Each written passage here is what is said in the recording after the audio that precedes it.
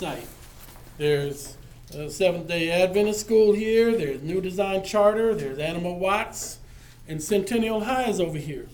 Well, like I said earlier, when it goes into public area, they've got to clean it up. They found out now that they've got to clean up Centennial. And the Centennial, is arguably, a couple thousand feet away from this site. So if it was a straight line, they still hit this neighborhood. And people that live here literally cry because they try to sell their homes and the banks tell them that they can't finance it because it's on toxic soil. So it begs the question, how are we going to build a brand new $1 billion development in Jordan Downs on top of what we believe to be either very toxic or recently very toxic soil? The last chart I want to show you, even though there's lots more, I don't want to risk boring you. But this last chart here is the one that really says it all for me. Now, maybe for some of you, you'd say something else, but this one, a guide to eating fish caught in Magic Johnson lakes. And my brother's presentation showed where people are still eating the fish, right? It says here, women 18 to 45, especially those who are pregnant or breastfeeding, and children 1 to 17, should not eat this fish more than 5 times a week. This one, trout, or catfish, more than 2 times a week because it's only mildly toxic. Okay, it's low. And that you can eat this one 1 time a week because it's moderately toxic, it's medium toxic. But over here, don't eat this one because it's highly toxic. Do not eat. Unless you're a man over 17 or a woman over 45, then you can eat more of this fish. You can eat this fish 1 time a week. And this is from the California Office of Environmental Health Hazard Assessment that said it's safe to eat this fish 7 times a week and this one 5 times a week. And I just would ask any of you, tell me which one of you would feed your child this one or feed your father this one even once a week. It just doesn't even make any sense. And so it's kind of like evidence of why our community is confused. Why our residents are confused. They're being told 2 different things. Don't eat the fish. Oh, but you can eat it. Why eat fish? Eating fish is good for your health. Unless it comes from Magic Johnson lakes and you're a woman 18 to 45 or breastfeeding or a child 1 to 17. There's too many contradictions in this struggle. And what we have to do is clarify. And we have to do it passionately but not emotionally. We have to do it with a great sense of urgency. This is not about taking our time anymore and being kind with how we get the message out. We've got to connect to people that give a damn about what our children are being exposed to. And we're joined by Ellie and Hari now, and I just said a few things about you. They know who you are because I talked about how energetic you are. But I'd like to actually start with Dr. Smith here, since his project is the oldest, and just talk a little bit about your journey and some of the things that maybe you would advise us to be concerned about as we look at Jordan Downs, which is being looked at now, and the right-of-ways, which we haven't really begun to look at yet. As Tim has indicated, I'm a professor at Charles R. Drew University of Medicine and Science. I'm in the Department of Internal Medicine. I work with Dr. Ernest Smith. He's the MD, a pediatrician, and Dr. Samuel Shacks, also a pediatrician. Our concern was about the health of the children in the community in Watts. Mrs. Lillian Mobley and Mrs. Mary Henry created a Black Community Health Task Force because she was concerned about the residents who were seniors. She had the South Central Multipurpose Senior Citizen Center, and we held meetings every Monday and still hold meetings every Monday at 1 o'clock at the Lillian Mobley Multipurpose Center. As a fact, across the street there's another center named after her at the Maxine Waters Employment Preparation Center. Anyway, the concern that she had was that seniors who lived in Ujima Village were coming to her Senior Citizen Center and sharing with them symptoms that they had of illnesses that they felt may be related to something in the ground or in their water. So she created this task force, and what we did was contacted the Department of Toxic Substances Control. They had no information regarding any public other than Jordan Downs. And not Jordan Downs. Yeah, Jordan Downs was already under investigation. How long ago was that? This was in 1980. 1980. Okay. The concern that we had was, why isn't there something being done?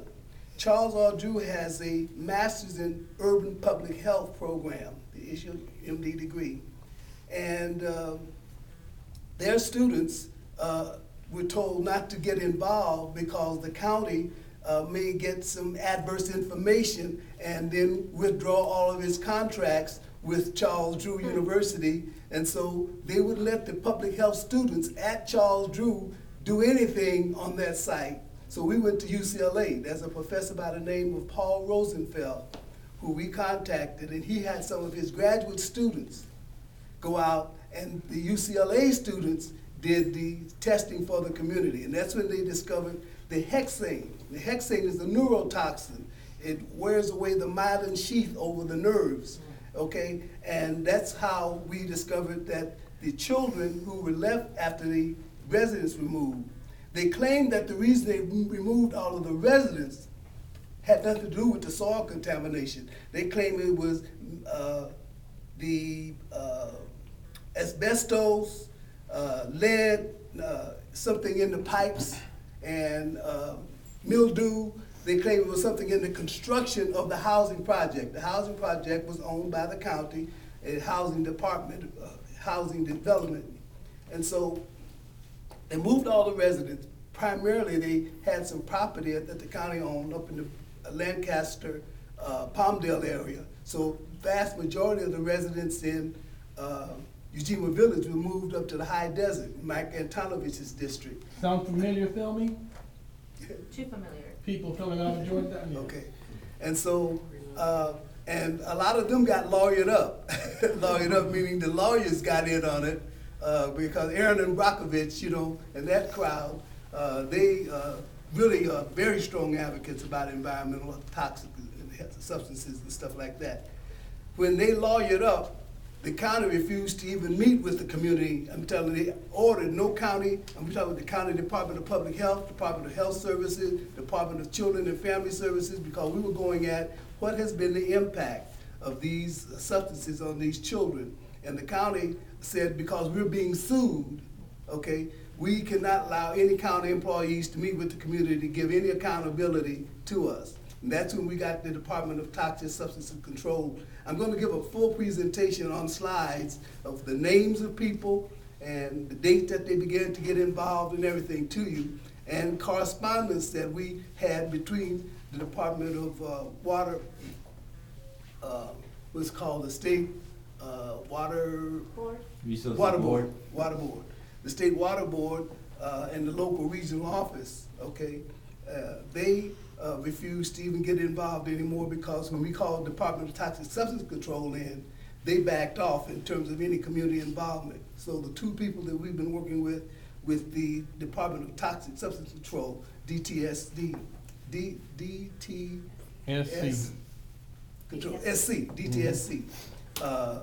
Stacy Lear and Miriam Abassi. Those are the two people who are primarily community engagement people that we've been working through. And that was because the plume had spread over to Centennial High School, which is a public high school. The school across El Segundo, the Seventh-day Adventist school, was also contaminated. So the plume has spread north, south, east, and west of the original county site. And we're gonna have some more posters to show you the existing spread of the plume. That's the underground spread of the pollution, hydrocarbons. Okay. The thing that I want to stress is the fact that we were concerned because by law, the children in the state of California have to have these immunizations.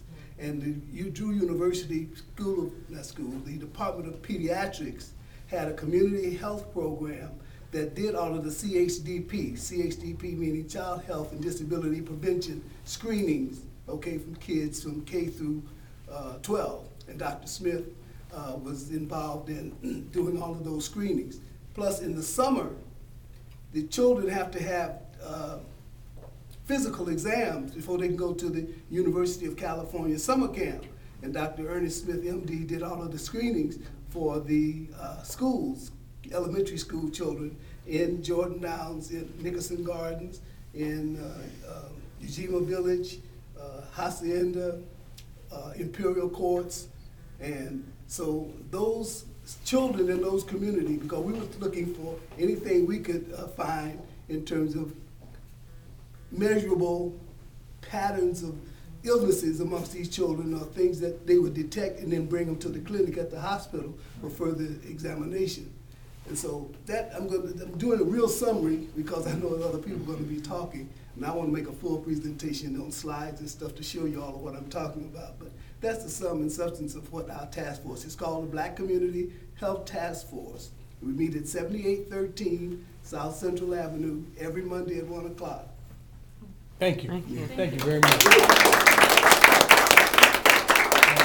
Gentlemen, if you don't mind, I'll hold the camera, and I'd like you to talk about what's going on in Jordan Downs a little bit. Press record. Oh.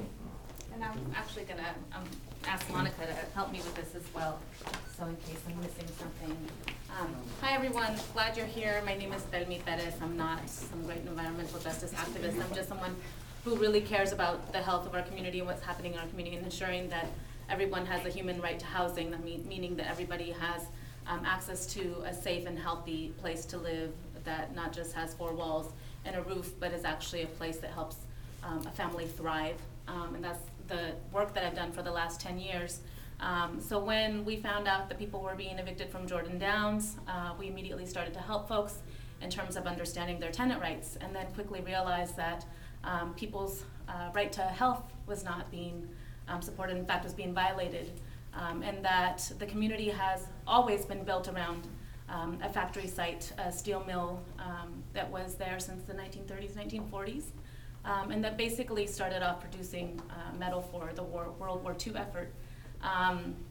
That site had been purchased in 2008 by the Housing Authority of the City of Los Angeles, and basically they purchased that as a cornerstone of what was to be this massive redevelopment project. And by redevelopment, I mean the demolition project and privatization of the public housing site, so essentially violating the human right to housing for most of the families that live there.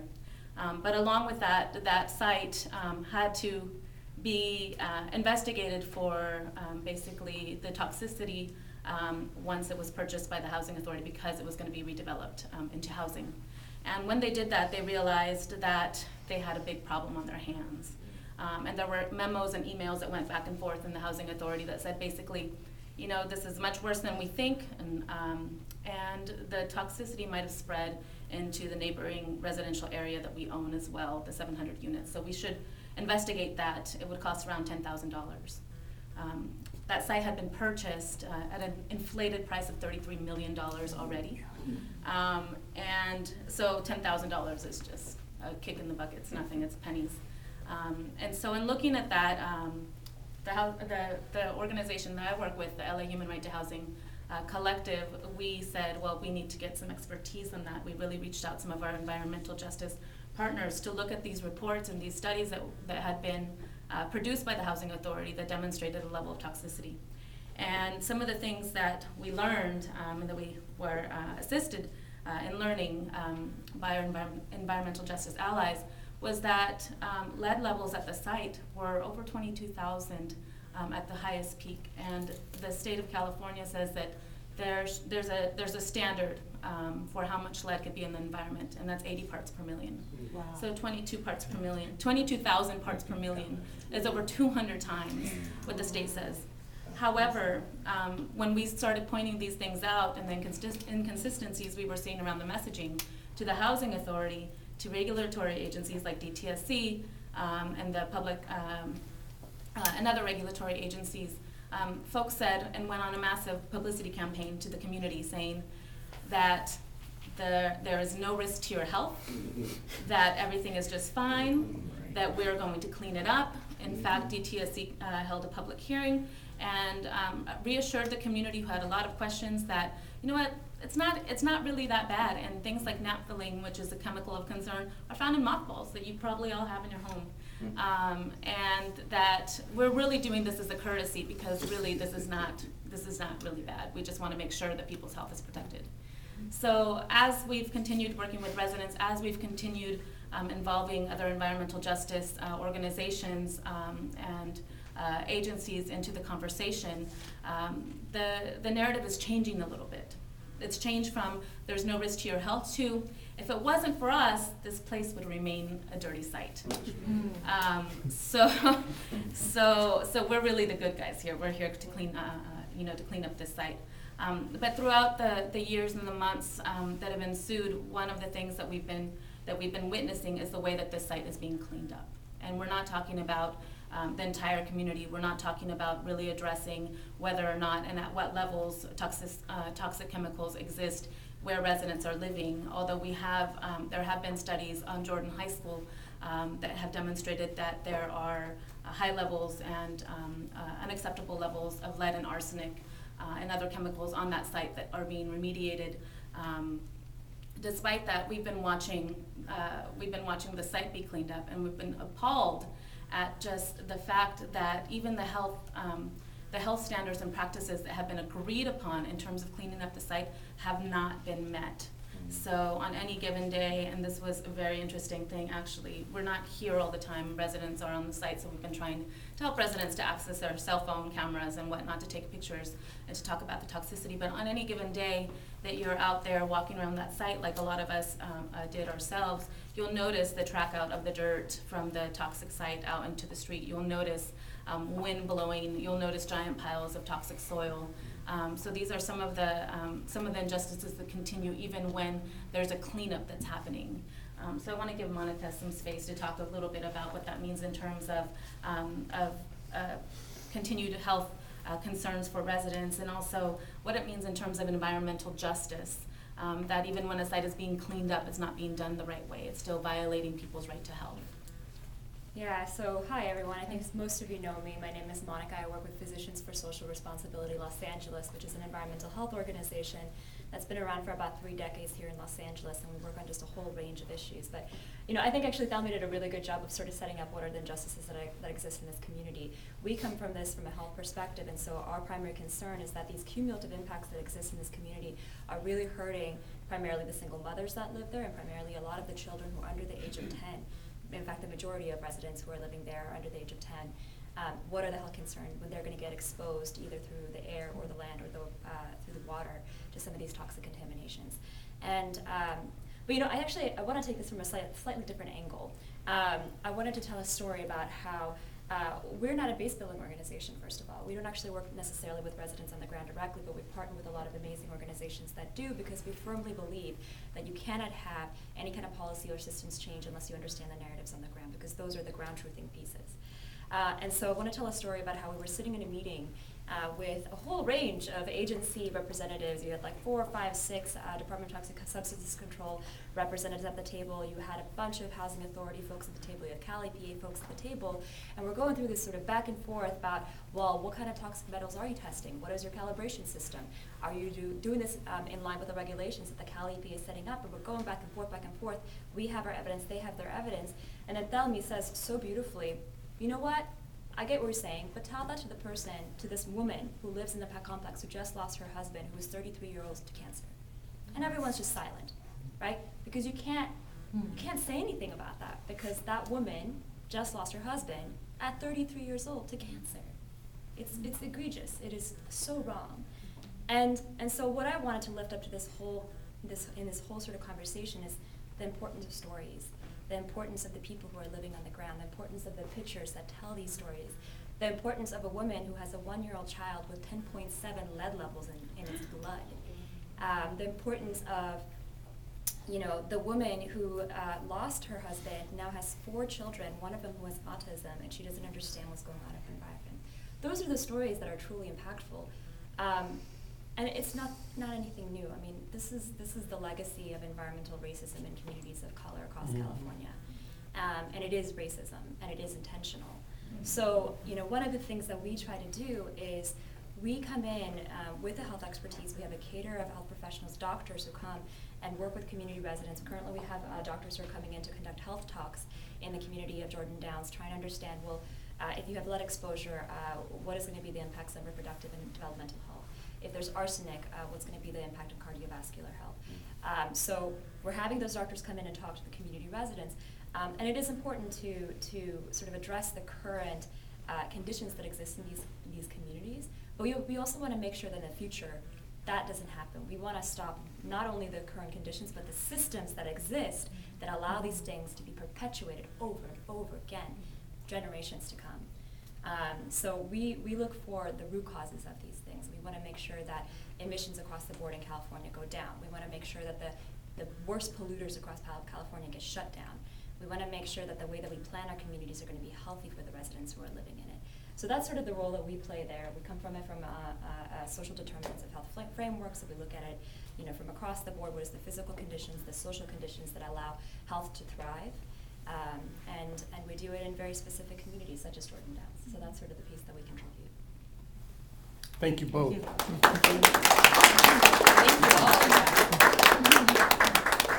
So I'm not going to try to get you to all gather around the other side of this. I would really like it, though, if you would, once I tell you about the board that's on the other side, go back through the exhibit at your leisure and read the panels, read what's being said in the little text panels. On the other side of this is a board that shows before they started doing the cleanup at Ujima Village, and a year later after, what it's like. And it's amazing. It's like there was all this toxicity that all of these panels show, and then it's gone. It's like magic. And it goes in line with this thing here that says that, 175,000 pounds of volatile organic compounds, which means that they are severely combustible as well. That stuff was removed in less than a year, that we magically cleaned it up. And if that were true, then why in the hell didn't they start cleaning it up in 2008 when they knew what was there, in 2011 when they said, let's test for some more, and in 2014 when they finally started cleaning up, that they still have yet to do anything beyond the site and out into the community where people's homes are being impacted by this. Ernie mentioned these boards here, and you can see that there are some testing wells out in the residential area beyond the park and so on. And so we're connecting with those people, and they're going to become part of our coalition, so to speak. They have an advocate, they have activists, they have regular meetings, but they've been just like, I think the same way WLCAC would be if we weren't connected to anybody else. I don't know how much traction we'd get about what we think is important. The same as Thelmy, same as Dr. Smith and others have experienced, that when you're an advocate or an activist, you're speaking on behalf of, oftentimes speaking on behalf of others. But WLCAC owns 25 acres of property right along the railroad right-of-way. And we've had the railroad right-of-ways tested on our own, and we understand that there's up to 100 times the federal limit of heavy metals in the railroad right-of-ways. And what else? God knows. We've taken you and shown you what we see as all the different colors and grades and heights and depths of soil in the right-of-way from illegal dumping. But those are the circuits that connect these sites. Jordan Downs is a huge toxic site. Ujima Village is a huge toxic site. And what connects those are the railroad right-of-ways that are huge toxic circuits throughout the entire path of the railroad line, especially in Watts. It's not as bad in many other places, but because Watts is a dumping ground for so many different, entities, the railroad right-of-ways have suffered probably an inordinate amount of all kinds of toxic soil dumping.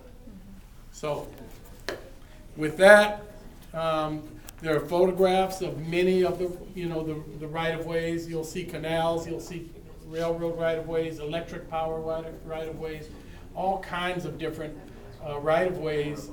And, to me, Watts is probably one of the most heavily burdened with commercial transportation pathways. When you think about the airport right-of-way, all the airplanes that come right over the north end of Watts going into LAX, a whole community was bought out over there in Inglewood. Predominantly Caucasian people that owned all those homes going in toward the airport, had their homes bought from them.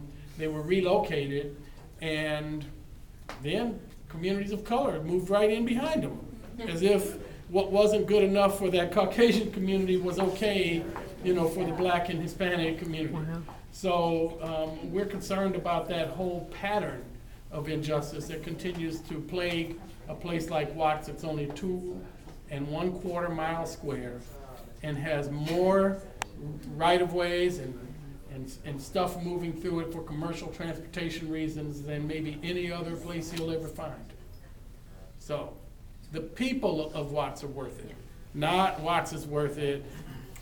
Excuse the expletive, but to hell with, the housing authority that says Watts is worth it. Of course it's worth it for gentrifiers, for deep-pocketed developers, for, toxic chemical producers that don't want to pay the cost of cleaning it up. So we'll monitor it after 20 years of advocacy from an activist group. We'll monitor it, and when we can't deny it anymore, we'll start cleaning it up, but we won't start cleaning it up until we've pierced the ground a couple hundred times to let it vent naturally into the atmosphere. And yes, I get it about cows. Cows are one of the greatest methane producing groups on the planet.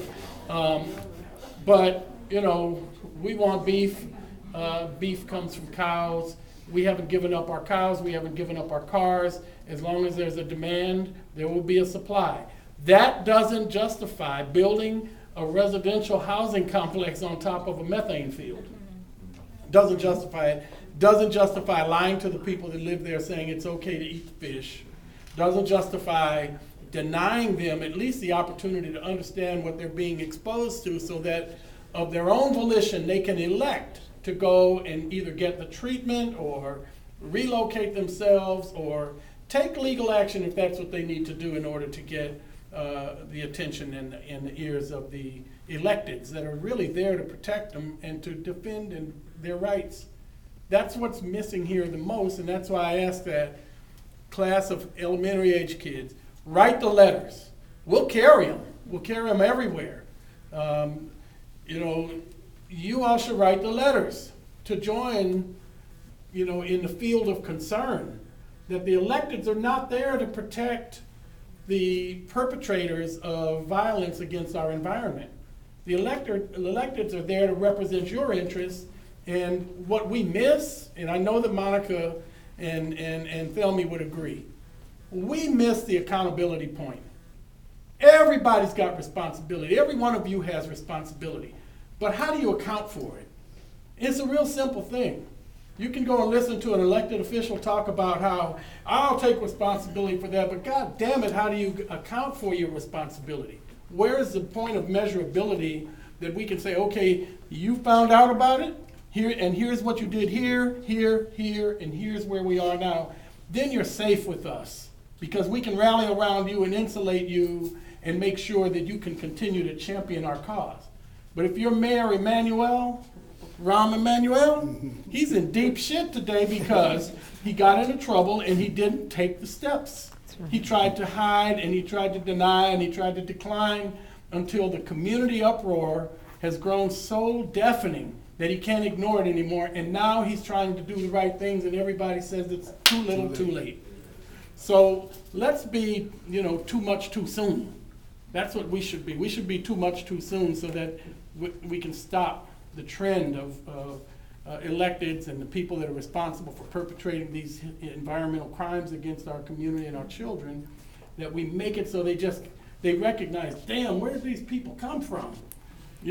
They're talking our language, they understand what the damage is, And now they're talking about mitigation, not just to clean it up. I'll be damned if all I want is for them to clean it up. I want to see what they do about the harm side of this, people that have already been harmed by this irresponsibility. So that's my piece.